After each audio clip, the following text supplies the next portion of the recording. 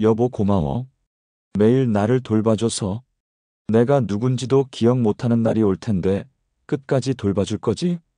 그 순간 가슴이 찢어질 것 같았습니다. 남편은 이미 일기에 썼던 그 비밀들을 기억하지 못하고 있었어요. 알츠하이머가 남편의 기억을 서서히 지워가고 있었던 거죠.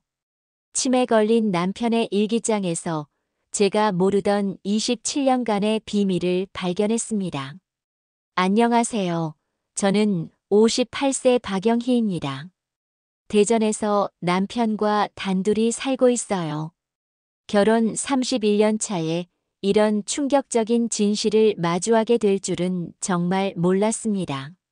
3년 전부터 알츠하이머 진단을 받은 남편을 홀로 돌보던 중 우연히 발견한 일기장 속 고백이 제 인생을 완전히 뒤바꿔 놓았거든요.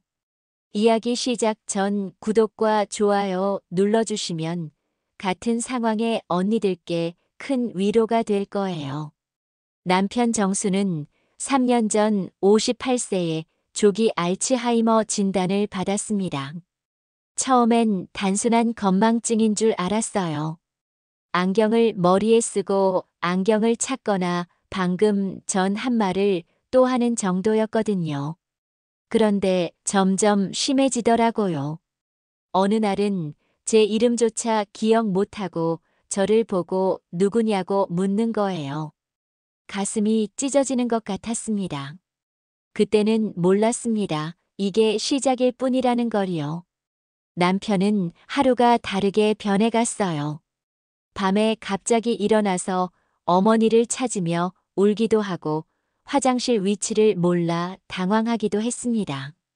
저는 매일 밤잠을 설치며 남편을 돌봤어요. 낮에는 병원 다니고 저녁에는 산책시키고 약 먹이고 목욕시키고 정말 하루도 쉴 틈이 없었습니다. 아이들은 모두 서울로 시집장가 가고 명절에나 얼굴 한번 보는 상황이에요. 큰딸 은정이가 가끔 전화해서 아빠 어떠시냐고 묻지만 솔직히 말하기가 어려워요.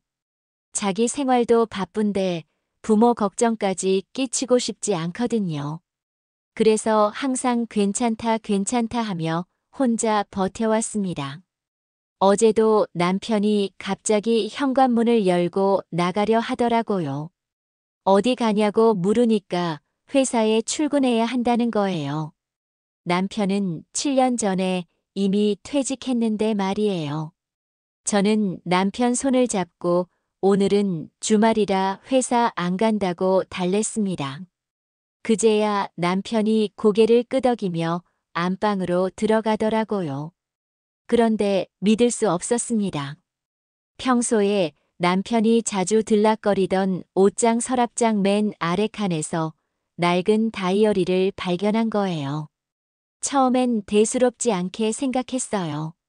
남편이 일기 쓰는 습관이 있었거든요. 그런데 날짜를 보니 이상한 거예요. 1997년부터 2019년까지 무려 22년간의 기록이 빼곡히 적혀 있었습니다. 호기심에 몇 장 넘겨보는데 가슴이 뛰었습니다. 이게 뭔가 싶어서 말이에요. 1997년 3월 15일 첫 페이지에 이런 글이 적혀 있더라고요. 오늘 미영이를 처음 만났다. 회사 신입사원 환영회에서였다. 나보다 15살이나 어린 그녀를 보는 순간 심장이 멎는 줄 알았다. 결혼한 지 6년째인 나에게 이런 감정이 생길 줄이야. 영희에게는 절대 들키면 안 된다. 하지만 이 감정을 어떻게 억누를 수 있을까? 읽는 순간 온몸에 소름이 돋았습니다. 미영이라니 그 이름이 낯설지 않았어요. 남편이 예전에 회사 후배라며 가끔 언급하던 여직원 이름이었거든요. 설마 하는 마음으로 다음 장을 넘겼습니다. 1997년 4월 2일 미영이와 처음으로 단둘이 커피를 마셨다. 그녀의 웃음소리가 너무 예쁘다. 나이 차이 때문에 조심스럽지만 자꾸만 만나고 싶어진다. 영희한테 야근한다고 거짓말하고 미영이와 시간을 보냈다. 이런 내가 정말 나쁜 사람인 건 알지만 멈출 수가 없다. 정말 후회했습니다. 왜 이걸 봤을까 싶어서요. 하지만 이미 시작된 이상 끝까지 봐야겠더라고요. 손이 덜덜 떨렸지만 계속 넘겼습니다. 1997년 5월 20일 오늘 미영이에게 고백했다. 나도 놀랐다. 이런 말이 내 입에서 나올 줄이야. 미영이는 당황했지만 내 마음을 받아주겠다고 했다. 기쁘면서도 죄책감이 든다. 영희는 아무것도 모르고 매일 나를 위해 정성스럽게 밥을 차려주는데 그 순간 머릿속이 하얘졌습니다. 27년 전 일이었어요. 그때 저는 아직 둘째 아이 민수를 임신 중이었거든요. 입덧이 심해서 고생하고 있을 때였는데 남편은 다른 여자와 사랑에 빠져 있었던 거예요. 믿을 수 없었습니다. 계속 읽어보니 더 충격적인 내용들이 나왔어요. 1997년 7월부터는 거의 매주 만났다는 기록들이 있었고 1998년에는 아예 미영 씨와 여행을 다녀온 이야기까지 적혀 있었습니다. 그때 남편이 회사 워크숍이라고 2박 3일 부산에 간다고 했는데 사실은 미영 씨와 함께였던 거예요. 1998년 6월 10일 미영이와 부산 해운대에 다녀왔다. 파도 소리를 들으며 그녀와 함께한 시간이 너무 행복했다. 호텔 창밖으로 보이는 바다가 이렇게 아름다운 줄 몰랐다. 영희에게는 회사 워크숍이라고 거짓말했다. 거짓말할 때마다 마음이 아프지만 이 행복을 포기할 수는 없다. 그때는 몰랐습니다. 제가 둘째 아이 출산 준비하느라 바쁠 때 남편이 다른 여자와 그런 시간을 보내고 있었다는 걸요. 가슴이 뛰었습니다. 분노로 말이에요. 눈물이 줄줄 흘렸지만 계속 읽지 않을 수 없었어요. 더 놀라운 건 이 관계가 무려 7년간이나 지속됐다는 거였어요. 1997년부터 2004년까지 일기에는 미영 씨와의 만남이 빼곡히 기록되어 있었습니다. 생일 선물을 사주고 기념일을 챙기고 심지어 미영 씨 부모님께 인사까지 드렸다는 내용도 있었어요. 2001년 12월 25일 미영이 부모님께 정식으로 인사드렸다. 부모님께서 나이 차이를 걱정하셨지만 결국 허락해 주셨다. 미영이가 행복해하는 모습을 보니 내 마음도 뿌듯했다. 하지만 영희와 아이들 생각을 하면 너무 죄스럽다. 이런 이중 생활을 언제까지 할 수 있을까? 정말 화가 났습니다. 남편이 바람을 피우는 것도 화나는데 상대방 부모님께까지 인사를 드렸다니요. 마치 정식 사위처럼 행동했던 거예요. 그동안 저는 바보처럼 남편을 믿고 집안일에만 매달려 있었는데 말이에요. 그런데 2004년 갑자기 일기 내용이 바뀌었어요. 미영 씨와 헤어졌다는 내용이 나온 거예요. 2004년 8월 15일 오늘 미영이와 마지막 만남을 가졌다. 미영이가 미국으로 유학을 간다고 했다.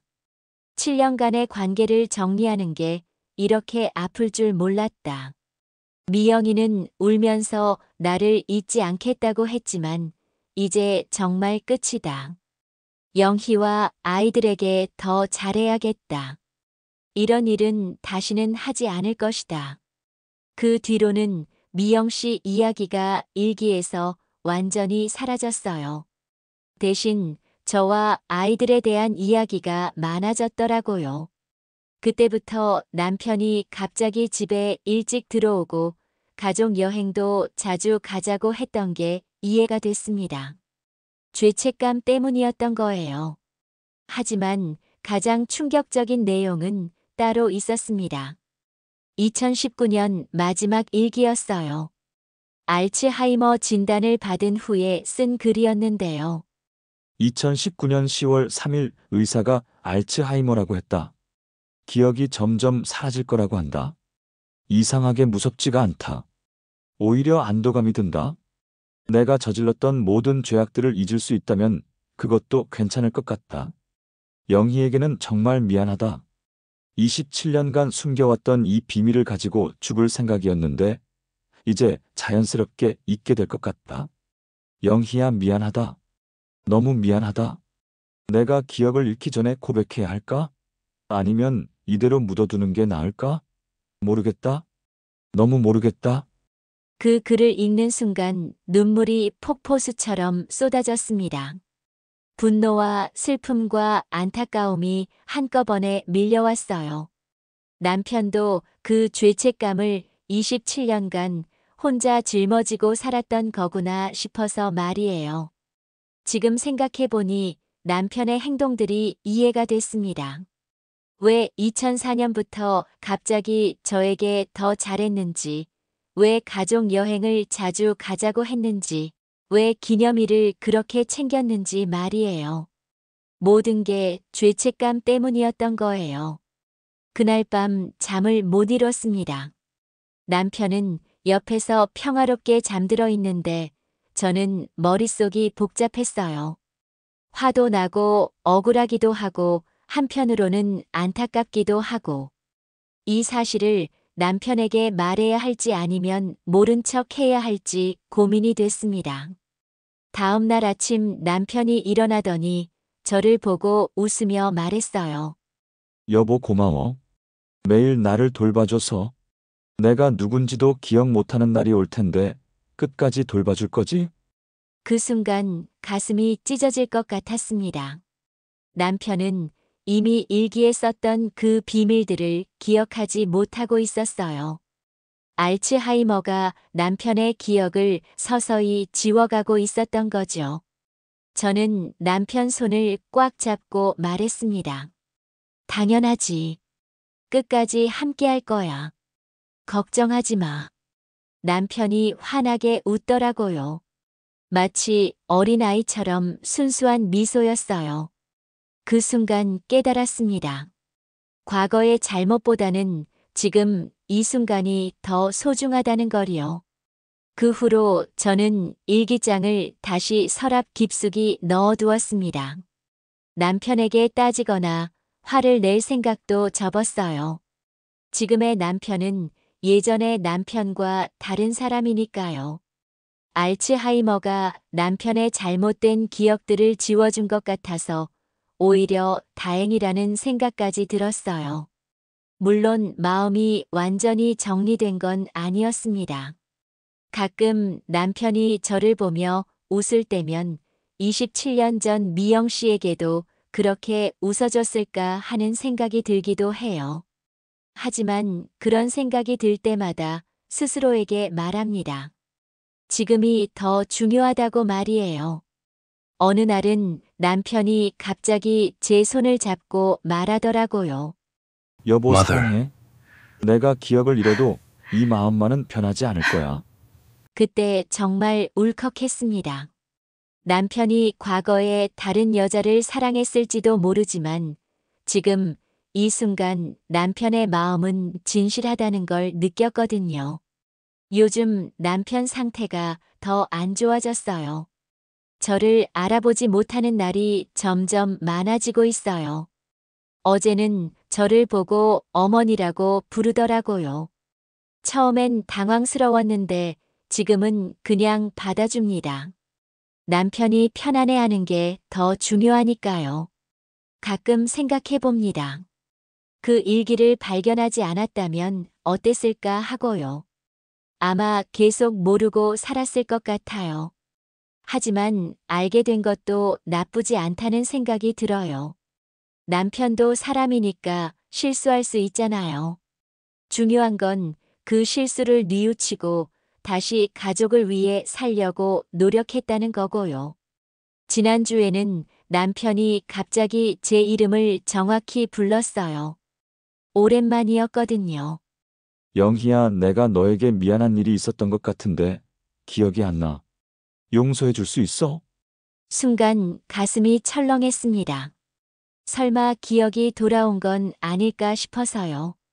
하지만 남편 표정을 보니 그냥 막연한 죄책감 같았어요. 괜찮아. 우리 잘 살았잖아. 걱정하지 마.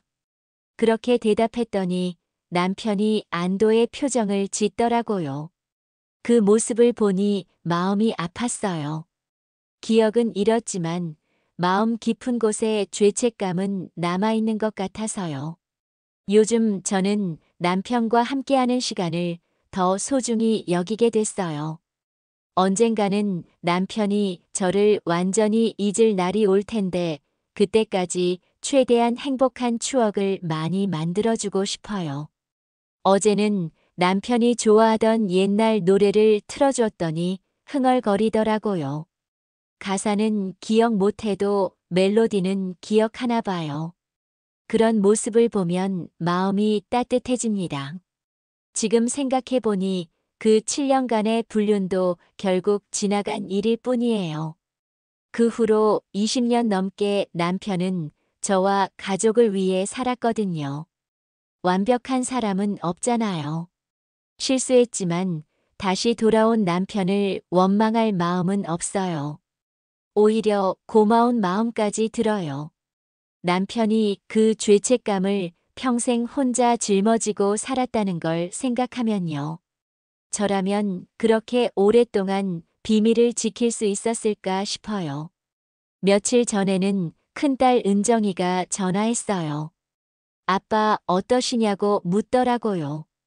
예전 같으면 힘들다고 털어놨을 텐데 이상하게 괜찮다고 대답하게 되더라고요. 정말로 마음이 편해진 것 같아요. 은정이가 그러더라고요. 엄마 목소리가 예전보다 밝아졌어요. 많이 힘드실 텐데 대단하세요. 그 말을 듣고 저도 놀랐어요. 정말 마음이 가벼워진 것 같거든요. 그 무거웠던 비밀의 무게를 알고 나니까 오히려 자유로워진 기분이에요. 어젯밤에는 남편이 잠꼬대로 이런 말을 하더라고요. 영희야, 미안해. 정말 미안해. 꿈속에서도 저에게 사과하고 있는 남편을 보니 짠했어요. 그래서 남편 이마에 살짝 키스를 해줬어요. 남편이 살짝 미소를 짓는 것 같았거든요. 요즘 저는 매일 일기를 써요. 남편과의 소소한 일상들을 기록해두는 거예요. 나중에 남편이 완전히 기억을 잃더라도 우리의 마지막 시간들을 기억해주고 싶어서요. 오늘도 남편이 제 손을 꽉 잡고 말했어요. 고마워. 정말 고마워. 무엇이 고마운지는 모르겠지만 그 마음만큼은 진심인 것 같아요. 저도 남편에게 말해줬어요. 나도 고마워. 우리 함께여서 고마워. 지금까지의 제 이야기 어떠셨나요? 처음에는 정말 화나고 억울했지만 지금은 오히려 감사한 마음이 더 커요. 남편의 실수도 결국 인간적인 약함이었을 뿐이고 그 후로 저를 더 사랑해 주려고 노력했다는 걸 알게 됐거든요. 혹시 비슷한 상황에 계신 분들이 있다면 말씀드리고 싶어요. 과거의 상처보다는 지금 이 순간이 더 소중하다는 걸요. 완벽한 사람은 없어요. 중요한 건 서로 용서하고 남은 시간을 의미 있게 보내는 거 아닐까요? 남편과 저에게 남은 시간이 얼마나 될지는 모르겠지만 하루하루를 소중히 보내려고 해요. 그것이 서로에게 줄 수 있는 마지막 선물인 것 같거든요. 구독자 여러분도 사랑하는 사람들과 함께하는 시간을 소중히 여기시길 바라요. 언제 어떤 일이 일어날지 모르니까 지금 이 순간을 후회 없이 살아가시길 바랍니다. 긴 이야기 들어주셔서 감사합니다. 구독과 좋아요는 저에게 큰 힘이 돼요. 다음에 또 다른 이야기로 찾아뵐게요. 모든 분들이 행복하시길 바라며 여기서 인사드립니다. 땅 파는 대신 햇빛으로 돈 번다는 말에 속아서 평생 모은 돈 8천만 원을 날렸을 때 저는 믿을 수 없었습니다. 안녕하세요. 저는 68세 박영호입니다. 전남 해남에서 40년째 고구마 농사를 짓고 있어요. 지금은 아내 정옥이와 함께 다시 밭으로 돌아왔지만 2년 전만 해도 태양광으로 매달 연금처럼 들어온다는 말에 속아 큰 낭패를 봤습니다. 마을 청년회장이 아저씨 요즘은 땅 파는 대신 햇빛으로 돈 버는 시대예요. 태양광 발전만 해도 매달 연금처럼 들어옵니다. 라고 했을 때 그 달콤한 말에 넘어간 제가 바보였어요.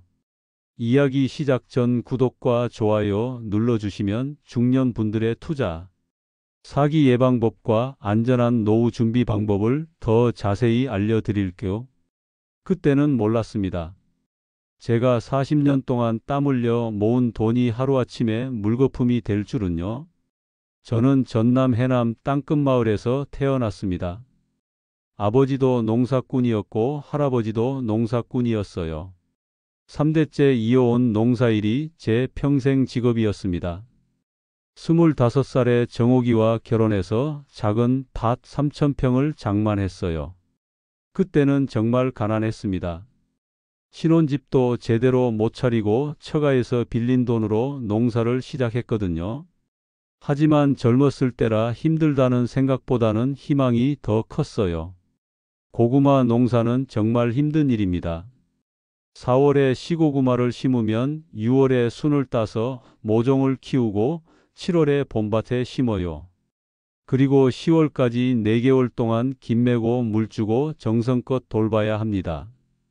수확할 때는 온 가족이 나서서 고구마를 하나하나 캐내야 해요.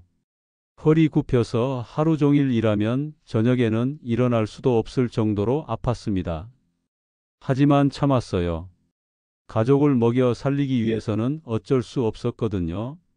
정옥이도 제 곁에서 함께 고생했어요.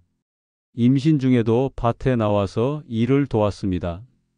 첫째 아들 민수가 태어났을 때는 정말 기뻤어요. 드디어 대를 이을 아들을 얻었다는 생각에 하늘을 날 것 같았습니다. 2년 후에는 둘째 아들 민철이도 태어났어요. 아이들이 생기니 더 열심히 일해야 했습니다. 1980년대에는 고구마 값이 괜찮았어요. 한 가마에 5만 원씩 받았는데 1000평에서 보통 신가마 정도 나왔거든요. 250만 원 정도 수입이 있었으니 그때로서는 나쁘지 않았습니다. 농약값이며 비료값 빼고 나면 150만 원 정도 남았어요. 하지만 아이들이 자라면서 돈 들어갈 일이 많아졌습니다. 학용품비며 학원비며 옷값이며 만만치 않았어요. 그래서 밭을 더 늘렸습니다. 빚을 내서라도 땅을 사서 농사 규모를 키웠어요. 5,000평까지 늘렸을 때는 정말 바빴습니다. 새벽 4시에 일어나서 밭에 나가 저녁 8시까지 일했어요. 점심도 밭에서 먹고 화장실도 참으며 일했습니다. 정옥이는 집안일과 밭일을 동시에 해야 했어요. 아이들 밥 차려주고 학교 보내고 그 사이사이에 밭에 나와서 일을 도왔습니다. 아이들은 방학이면 밭에 나와서 일을 도왔어요. 민수와 민철이가 고구마 캐는 것을 도와주고 가마니에 담는 일도 했습니다. 힘들었지만 가족이 함께하는 시간이어서 나름 행복했어요. 저녁에는 온 가족이 모여 앉아 하루 있었던 일을 이야기하며 식사했습니다. 하지만 90년대 들어서면서 농사가 점점 어려워졌어요. 중국산 고구마가 들어오면서 값이 떨어진 거였습니다. 한 가마에 3만 원도 안 받을 때가 많았어요. 그러면 적자였습니다. 농약값이며 비료값이며 인건비까지 치면 남는 게 없었거든요. 그래도 포기할 수는 없었어요. 다른 일을 할 줄도 모르고 나이도 40대 중반이 되어서 이제 와서 뭘 할 수 있겠어요. 그냥 악착같이 버텼습니다. 농한기에는 일용직 일도 했어요. 건설 현장에서 막노동도 하고 공장에서 야간 근무도 했습니다. 정옥이도 마을 식당에서 설거지 아르바이트를 했어요. 하루 3시간씩 일해서 월 60만 원 정도 벌었는데 그 돈이 큰 도움이 됐습니다. 부부가 함께 고생하며 아이들을 키웠어요. 민수는 공부를 잘해서 대학에 갔습니다. 광주에 있는 대학교에 합격했을 때는 정말 기뻤어요. 우리 집안에서 처음 나온 대학생이었거든요. 등록금이 만만치 않았지만 어떻게든 됐습니다. 농협에서 학자금 대출도 받고 친척들한테도 돈을 빌렸어요. 민철이도 2년 뒤에 부산 대학에 갔습니다. 아이 둘 다 대학 다니니까 정말 힘들었어요. 등록금만 1년에 800만 원씩 들어갔거든요. 생활비까지 포함하면 1200만 원이었습니다. 농사 수입으로는 감당이 안 됐어요. 그래서 밭을 하나 팔았습니다. 1000평짜리 밭을 3천만 원에 팔아서 아이들 대학 비용을 댔어요. 마음은 아팠지만 어쩔 수 없었습니다. 아이들 교육이 더 중요하다고 생각했거든요. 다행히 민수는 대학 졸업 후 서울에 있는 회사에 취직했어요. 민철이도 부산에서 공무원이 됐습니다. 두 아들 모두 안정된 직장을 얻어서 정말 뿌듯했어요. 그동안의 고생이 다 보상받는 것 같았습니다. 아이들이 독립하고 나니 집이 조용해졌어요. 정옥이와 둘이서만 사니까 농사 규모도 줄였습니다. 4000평에서 2000평으로 줄여서 힘든 정도는 덜했어요. 그래도 여전히 고된 일이었지만 말이에요. 민수가 결혼을 했을 때는 정말 기뻤습니다. 서울에서 좋은 여자를 만나서 결혼한다고 했거든요. 결혼식 비용도 제가 댔어요. 3천만 원 정도 들었는데 땅을 또 팔아서 마련했습니다. 아들 결혼식이니까 아깝지 않았어요.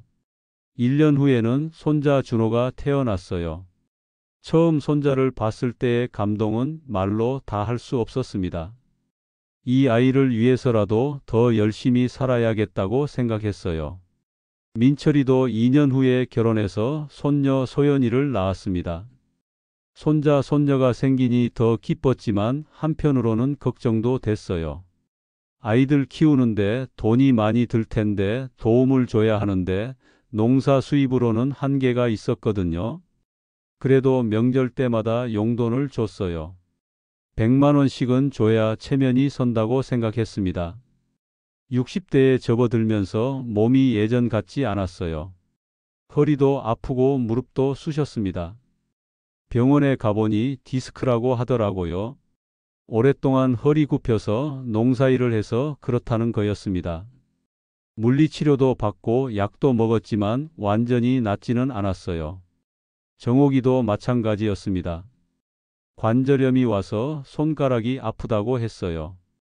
비 오기 전에는 특히 심했습니다. 나이가 들면서 점점 몸이 불편해져 가는 게 실감났어요. 그래도 농사는 계속해야 했습니다. 다른 수입이 없었으니까요. 국민연금도 얼마 안 됐어요.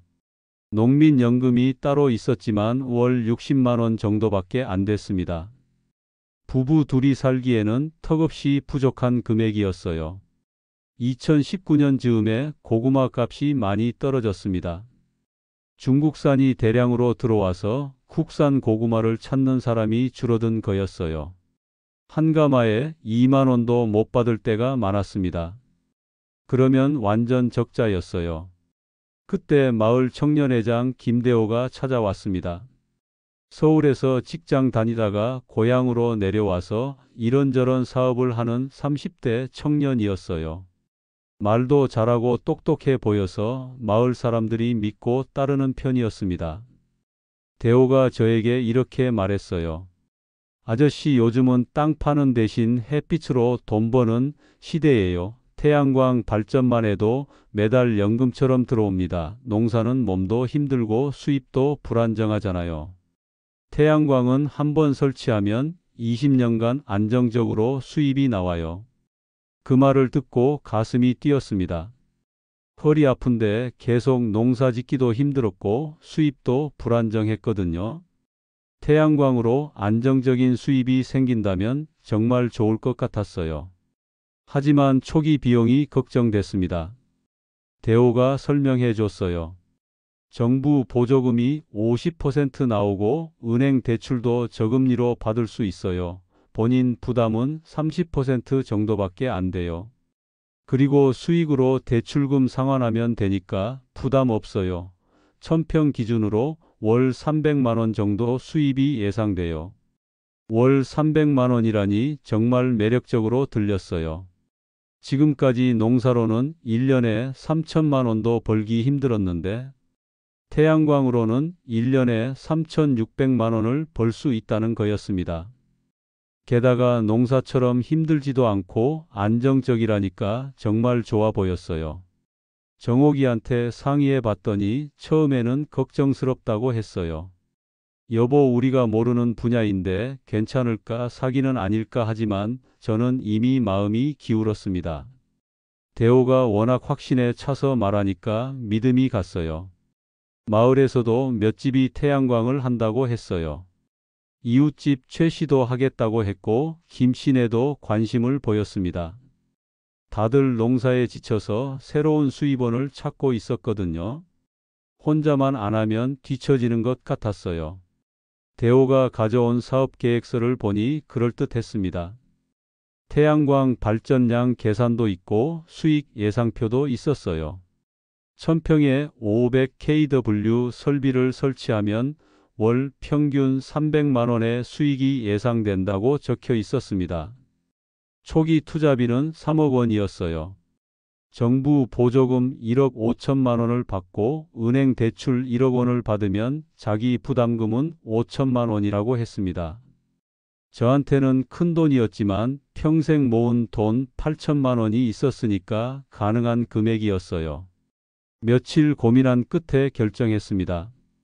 이제 나이도 많으니 편하게 돈 벌어보자고 생각했어요. 정옥이는 여전히 걱정했지만 제 의견을 따라주기로 했습니다. 그렇게 태양광 사업을 시작하게 됐어요.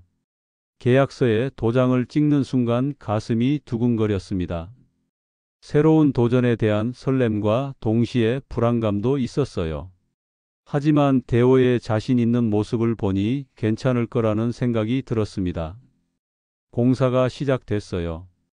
2000평 밭에 태양광 패널을 설치하는 공사였습니다. 큰 기계들이 와서 땅을 고르고 기초 공사를 했어요. 그리고 철골 구조물을 세우고 그 위에 태양광 패널을 올렸습니다. 공사 기간은 3개월이었어요. 그동안 저는 매일 현장을 지켜봤습니다. 제 밭이 완전히 달라지는 모습을 보니 신기했어요. 40년 동안 고구마를 심었던 밭이 태양광 발전소가 되는 거였습니다. 공사 중에 이웃들이 구경 와서 부러워했어요. 박신혜가 제일 앞서갔다고 말했습니다. 그런 말을 들으니 뿌듯했어요. 처음으로 농부가 아닌 투자자라는 자부심을 느꼈습니다. 드디어 공사가 끝나고 시운전을 했어요. 태양광 패널에서 전기가 생산되어서 한전에 팔리는 시스템이었습니다. 모니터로 실시간 발전량을 확인할 수 있어서 신기했어요. 하루에 1500kWh 정도 생산됐습니다. 첫 달 정산을 기다리는 마음은 설렘 반 걱정 반이었어요. 정말 월 300만 원이 나올지 궁금했습니다. 드디어 첫 번째 정산서가 나왔는데 230만 원이었어요. 계획보다는 적었지만 그래도 만족스러웠습니다. 통장에 230만 원이 찍혔을 때 저는 눈시울이 붉어졌어요. 40년 농사로는 한 달에 그만큼 벌기 힘들었는데 태양광으로는 가능했거든요. 정옥이한테 이제 우리도 여행 가자고 말했습니다. 정옥이는 미소를 지었지만 어딘가 불안한 눈빛을 감추지 못했어요. 너무 쉽게 돈이 들어와서 불안하다고 했습니다. 하지만 저는 태양광의 매력에 푹 빠져 있었어요. 이제야 편하게 살 수 있을 것 같았거든요. 둘째 달에도 비슷한 금액이 들어왔어요. 220만 원 정도였는데 날씨가 흐린 날이 많아서 조금 적었다고 했습니다. 그래도 200만 원 넘게 들어오니까 만족스러웠어요. 농사보다 훨씬 나았거든요. 마을 사람들이 부러워했어요. 박신혜는 이제 놀고 먹는다며 농담을 했습니다. 정말 그런 기분이었어요. 농사일로 허리 아프게 일할 필요가 없으니까 얼마나 편한지 몰랐어요. 그런데 셋째 달부터 이상한 일이 생겼습니다. 정산 금액이 120만 원으로 뚝 떨어진 거예요. 발전량은 그대로인데 돈은 절반밖에 안 들어왔습니다. 깜짝 놀라서 대호에게 전화했어요. 대호가 설명해 줬어요. 요즘 시장 단가가 떨어져서 그렇다고 했습니다. 아리씨라는 게 있는데 그 가격이 폭락했다는 거였어요. 처음 듣는 용어라 무슨 말인지 잘 이해가 안 됐습니다. 아리씨는 신재생에너지 인증서라고 했어요. 태양광 발전소는 전기료만 받는 게 아니라 이 아리씨도 팔아서 수익을 내는 거라고 했습니다. 그런데 이 아리씨 가격이 처음에는 kWh당 8만 원이었는데 지금은 4만 원으로 떨어졌다는 거였어요. 그 말을 듣고 어이가 없었습니다. 처음에 계약할 때는 그런 말이 없었거든요. 전기료는 고정이고 안정적이라고만 했지 시장 가격에 따라 변한다는 말은 없었어요. 속은 기분이었습니다. 대호에게 항의했더니 이렇게 말했어요. 아저씨, 투자에는 원래 위험이 따르는 법이에요. 아리씨 가격은 시장 상황에 따라 변하는 건 어쩔 수 없어요. 곧 다시 올라갈 거예요. 하지만 확신이 없어 보였어요. 넷째 달에는 100만 원도 안 됐어요. 90만 원 정도 들어왔는데 대출 이자만 80만 원이었습니다. 실제로 제가 받는 돈은 10만 원밖에 안 됐어요. 이건 완전히 사기였습니다. 정옥이가 저녁 밥상에서 조용히 물었어요. 당신 뭔가 잘못된 거 아냐? 처음에 월 300만 원 받는다고 하지 않았어? 저는 말없이 물만 들이켰습니다. 할 말이 없었거든요. 그날 밤 잠을 잘 수 없었어요. 바람에 흔들리는 태양광 패널 소리가 유난히 거슬렸습니다. 그 소리가 제 속을 긁어놓는 것 같았어요. 내가 뭔 바보 같은 짓을 했나 싶었습니다. 다섯째 달에는 더 심각했어요. 70만 원밖에 안 들어왔습니다. 대출 이자를 빼면 적자였어요. 오히려 제가 돈을 더 내야 하는 상황이 됐습니다. 이렇게 되면 안 되는데 싶어서 대호를 찾아갔어요. 대호는 사무실에 없었고 연락도 안 됐어요. 나중에 알고 보니 서울로 도망간 거였습니다. 태양광 사기를 치고 잠적한 거죠. 저는 그제야 완전히 속았다는 걸 깨달았습니다. 6달 뒤에는 수익이 70만 원도 안 됐어요. 대출 이자 80만 원을 못 내게 되자 은행에서 연락이 왔습니다. 이자를 연체하지 말라는 경고였어요. 어쩔 수 없이 예금을 찾아서 이자를 냈습니다. 그 상황이 계속되니까 스트레스가 이만저만이 아니었어요. 밤에 잠도 제대로 못 자고 밥맛도 없었습니다. 정옥이도 걱정되는 표정으로 저를 바라봤어요. 당신 요즘 너무 많이 야위었다고 말했습니다. 은행 예금이 바닥났을 때 어쩔 수 없이 신용대출을 받았어요. 3천만 원을 빌려서 태양광 대출 이자를 냈습니다. 빚으로 빚을 갚는 상황이 됐어요. 이런 식으로 가면 완전히 파산할 것 같았습니다. 작은 아들 민철이가 추석에 내려와서 통장을 보더니 깜짝 놀랐어요. 아버지, 이거 사기 아니에요? 이렇게 손해보는 투자가 어디 있어요? 당장 정리하시는 게 낫겠어요. 그 말에 저는 고개를 떨궜습니다. 자신은 가족을 위해서 한다고 믿었지만 결과적으로 빚만 늘어났기 때문이에요. 아들한테 이런 꼴을 보이고 싶지 않았는데 너무 부끄러웠습니다. 내가 뭔 바보 같은 짓을 했나 싶어서 자괴감이 들었어요. 아내는 부엌에서 설거지를 멈추고 눈물을 흘렸어요. 처음에 말릴 걸 왜 그때 반대 안 했을까 하면서 자책했습니다. 그 모습이 저의 가슴을 후벼 팠어요. 정옥이한테 이런 고생을 시키고 싶지 않았거든요. 큰아들 민수도 서울에서 내려와서 상황을 파악해 보더니 화를 냈어요. 아버지 완전히 사기당하신 거예요. 이런 식이면 집까지 날릴 수 있어요. 당장 태양광 그만두세요. 하지만 이미 엎질러진 물이었습니다. 태양광 철거 비용도 만만치 않았어요. 3천만 원 정도 든다고 했습니다. 철거하려면 또 돈이 드는 상황이었어요. 그렇다고 계속 놔둘 수도 없었습니다. 매달 적자가 나고 있었거든요. 결국 땅을 팔기로 했어요. 태양광이 설치된 땅을 다른 사람한테 넘기는 거였습니다. 2억에 샀는데 1억 2천만 원밖에 못 받았어요. 8천만 원 손해를 본 거죠. 평생 모은 돈이 하루아침에 날아간 겁니다. 그날 밤 정옥이와 둘이서 울었어요. 40년 동안 고생해서 모은 돈인데 이렇게 날려버리다니 너무 억울했습니다. 욕심을 부린 제 자신이 원망스러웠어요. 농사만 계속했으면 이런 일은 없었을 텐데요. 하지만 후회해봤자 소용없는 일이었어요. 이미 벌어진 일이니까 받아들이고 다시 시작해야 했습니다. 다행히 집과 남은 밭 1000평은 있었으니까 완전히 망한 건 아니었어요. 태양광 구조물을 치우고 나니 밭이 엉망이 됐어요. 토양도 다져져서 농사짓기 어려운 상태가 됐습니다.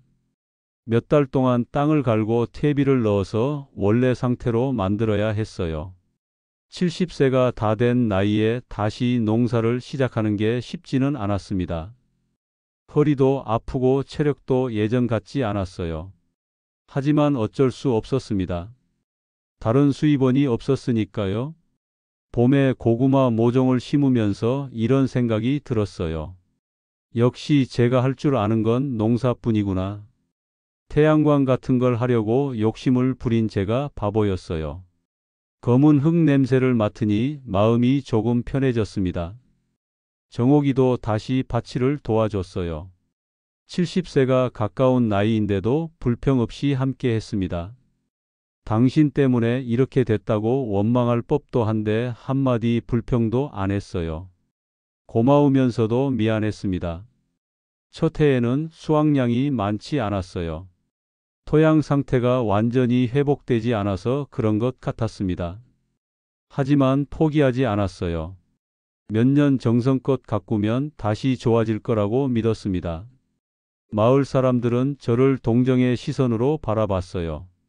태양광 사기당한 것이 소문이 다 났거든요. 부끄럽기도 했지만 어쩔 수 없었어요.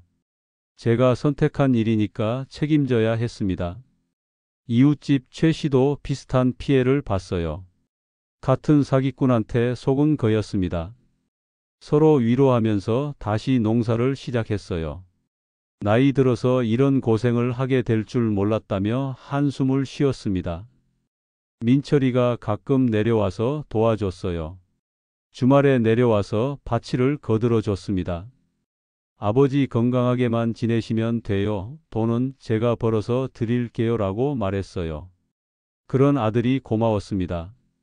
민수도 명절 때마다 용돈을 줬어요. 예전만큼은 못 주지만 그래도 조금이나마 도움이 됐습니다. 아들들이 효자라서 다행이었어요. 만약 아들들까지 등을 돌렸다면 정말 절망적이었을 거예요. 2년이 지난 지금은 어느 정도 정신적으로 정리가 됐어요. 돈은 날렸지만 건강은 남아 있으니까 다시 시작할 수 있다고 생각합니다. 농사는 힘들지만 그래도 제가 할 줄 아는 일이에요. 요즘은 유기농으로 농사를 짓고 있어요. 화학 비료나 농약을 안 쓰고 천연 재료만 사용합니다. 수확량은 조금 적지만 값을 더 받을 수 있어서 수익은 나쁘지 않아요. 직거래도 시작했어요. 도시에 사는 친척들이나 지인들한테 직접 고구마를 팔고 있습니다. 중간 유통업체를 거치지 않으니까 더 좋은 가격을 받을 수 있어요. 인터넷도 배워서 온라인 판매도 해보려고 합니다. 정옥이와 함께 서울에 있는 손자들도 가끔 만나러 가요. 태양광 사기 때문에 한동안 여행도 못 갔는데 이제는 다시 여유가 생겼습니다. 검소하게 살면 연금과 농사 수입으로도 충분해요. 가끔 옛날 생각이 납니다. 만약 태양광을 안 했다면 어땠을까 하는 생각이요. 아마 지금보다 8천만 원은 더 가지고 있었을 거예요. 하지만 후회해 봐야 소용없는 일입니다. 오히려 이번 일을 통해 깨달은 게 있어요. 안전하다는 말이 제일 위험하다는 거였습니다. 쉽게 돈 번다는 말에 넘어가면 안 되고 내가 잘 모르는 분야에는 함부로 투자하면 안 돼요. 그리고 나이 들어서는 새로운 투자보다 안전한 저축이 낫다는 것도 깨달았어요. 은행 이자는 적어도 원금은 보장되니까요. 높은 수익을 바라다가 원금까지 잃으면 안 되거든요. 무엇보다 가족이 제일 소중하다는 걸 다시 한번 느꼈어요. 정옥이가 없었다면 이 어려운 시기를 혼자 견디기 힘들었을 거예요. 아들들도 원망하지 않고 오히려 위로해줘서 고마웠습니다. 요즘 뉴스를 보면 저와 비슷한 피해를 당한 분들이 많더라고요. 태양광뿐만 아니라 각종 투자 사기가 성행하고 있어요. 특히 노인들을 타겟으로 한 사기가 많습니다. 정말 조심해야 해요. 투자하기 전에 가족들과 충분히 상의하는 것이 중요해요. 저도 정옥이가 반대했는데 고집을 부린 거였습니다. 가족의 반대가 있으면 한 번 더 생각해 봐야 해요. 그리고 너무 좋은 조건을 제시하면 의심해 봐야 합니다. 월 300만 원씩 번다는 말 자체가 말이 안 됐어요. 그런 좋은 투기가 있다면 왜 저한테 알려주겠어요? 상식적으로 생각해 봐야 합니다. 계약서도 꼼꼼히 읽어야 해요. 저는 대호를 믿고 대충 넘어갔는데 그게 실수였습니다. 작은 글씨로 된 부분까지 다 읽어보고 모르는 용어는 물어봐야 해요. 무엇보다 욕심을 버려야 합니다. 나이 들어서 편하게 살고 싶다는 욕심 때문에 사기를 당한 거예요.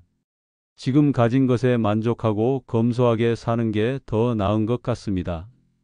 지금 저는 다시 흙냄새를 맡으며 살고 있어요. 허리는 아프지만 마음은 편합니다. 내가 할 줄 아는 일을 하고 있으니까요. 태양광 패널보다 고구마 잎이 훨씬 예뻐 보여요. 정옥이도 예전보다 얼굴이 밝아졌어요. 스트레스가 많이 줄었나 봅니다. 부부가 함께 밭에서 일하면서 이야기하는 시간이 행복해요. 돈보다 소중한 게 이런 일상이라는 걸 깨달았습니다. 손자, 손녀들이 방학 때 놀러 오면 할아버지가 키운 고구마를 구워 먹어요. 그럴 때가 가장 보람을 느낍니다. 태양광으로는 줄 수 없는 추억이에요. 역시 농사가 저한테는 맞는 일이었나 봅니다. 마을 청년들이 가끔 새로운 투자 이야기를 가져와요. 하지만 이제는 귀담아 듣지 않습니다. 한 번 당한 걸로 충분해요. 앞으로는 농사만 지으며 조용히 살 생각입니다. 이 이야기를 듣고 계신 분들께 당부드리고 싶어요. 안전하다는 말이 가장 위험합니다. 쉽게 돈 번다는 유혹에 넘어가지 마세요. 저처럼 평생 모은 돈을 하루아침에 날릴 수 있어요. 특히 나이 드신 분들은 더욱 조심하세요. 새로운 투자보다는 안전한 저축이 낫습니다. 건강이 제일 중요하고 가족이 제일 소중해요. 돈을 잃어도 이것들만 있으면 다시 시작할 수 있어요. 저는 돈도 잃고 체면도 잃었지만 여러분은 제 실수를 따라하지 않길 바랍니다. 진짜 지켜야 할 건 땅도 돈도 아니고 옆에 있는 가족이었습니다. 그걸 깨닫는데 8천만 원이 들었네요. 지금 제 밭에는 고구마 순이 무럭무럭 자라고 있어요. 올가을에는 좋은 고구마를 많이 수확할 수 있을 것 같습니다. 태양광 패널 대신 녹색 고구마 잎이 훨씬 보기 좋아요. 앞으로는 욕심 부리지 않고 검소하게 살 생각입니다. 건강하게 농사 지으며 손자, 손녀들 보는 재미로 살 거예요. 그게 제일 확실한 투자인 것 같습니다. 오늘 이 긴 이야기를 끝까지 들어주셔서 감사합니다. 제 실패담이 다른 분들께는 교훈이 되길 바라요. 투자 사기를 당하지 않도록 항상 조심하시고 가족을 소중히 여기며 사세요. 구독과 좋아요는 저에게 큰 힘이 되고 비슷한 피해를 예방하는 데 도움이 될 거예요. 다음에 또 좋은 이야기로 찾아뵐게요. 모두 건강하고 행복하세요. 그리고 쉬운 돈 번다는 유혹에 넘어가지 마세요.